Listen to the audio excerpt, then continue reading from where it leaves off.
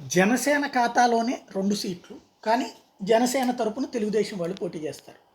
అవనిగడ్డ మండలి బుద్ధ ప్రసాద్, అట్లాగే పాలకొండ నిమ్మక జయకృష్ణ. వీళ్ళిద్దరూ తాజాగా జనసేనలో చేరారు. ఈ ఇద్దరికి ఆ 2 సీట్లు కన్ఫర్మ్ కాబట్టినే వచ్చి చేరారు. లేకపోతే ఎవరైనా మిత్రపక్షాల వాళ్ళు ఒక పార్టీలోంచి ఇంకో పార్టీలోకి ఎందుకు చేరుతారు? శత్రుపక్షాల నుంచి వచ్చి చేరారంటే అర్థం ఉంటుంది, కానీ మిత్రపక్షం నుంచి చేరారంటే సీటేమో జనసేన, పోటీ చేసేదేమో తెలుగుదేశం వాళ్ళు. ఇందులో విశేషం చూడండి, ఆయన పేరేంటి, అంజిబాబు, కొణతాల రామకృష్ణ, అట్లాగే వంశీకృష్ణ యాదవ్. వీళ్ళ ముగ్గురు బయట నుంచి వచ్చిన వాళ్ళే. ఇప్పుడు వీళ్ళిద్దరూ బయట నుంచి వచ్చిన వాళ్ళే. ఇది ఓవరాల్ సినారియో చూస్తే. అంటే ఇప్పుడు మొత్తం 5గురు బయట నుంచి వచ్చిన వాళ్ళు. అంటే 24 నుంచి 21కి వచ్చింది. 21 నుంచి 5గురు బయట నుంచి వచ్చిన వాళ్ళే.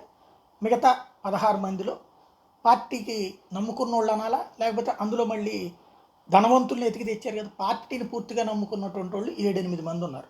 కాకినాడ రూరల్ నానాజీనో, లేకపోతే సుందరపు విజయ్ కుమారో, లేకపోతే మన ఈయన తాడేపల్లిగూడెం బొలిశెట్టి శ్రీనివాసు, లేకపోతే నిడదవోలికి చేస్తున్నటువంటి కందులూరు. మళ్ళీ ఆయన అక్కడ సీటు బదులు ఇక్కడికి తీసుకొచ్చింది. ఇట్లాగా ఓవరాల్గా నడుస్తూనే నెల్లిమర్ల అమ్మాయి ఇట్లాగా. బట్ ఓవరాల్గా సినారియోలో మాత్రం మరి అది పవన్ కళ్యాణ్ స్ట్రాటజీ స్పెషల్ అనాలా? ఆ మాట అనగానే వెంటనే కోపం వస్తుంది. పవన్ కళ్యాణ్ వ్యూహం తెలిసిన వ్యూహం అంటే మన వాళ్ళని కాపాడుకోవడం, ఎదుటి వాళ్ళని మన వాళ్ళుగా చూపించటం కాదని నా ఉద్దేశం. లేదు, ఆయన చేసేది కరెక్ట్ వ్యూహం అంటే ఎవరిష్టం వాళ్ళని.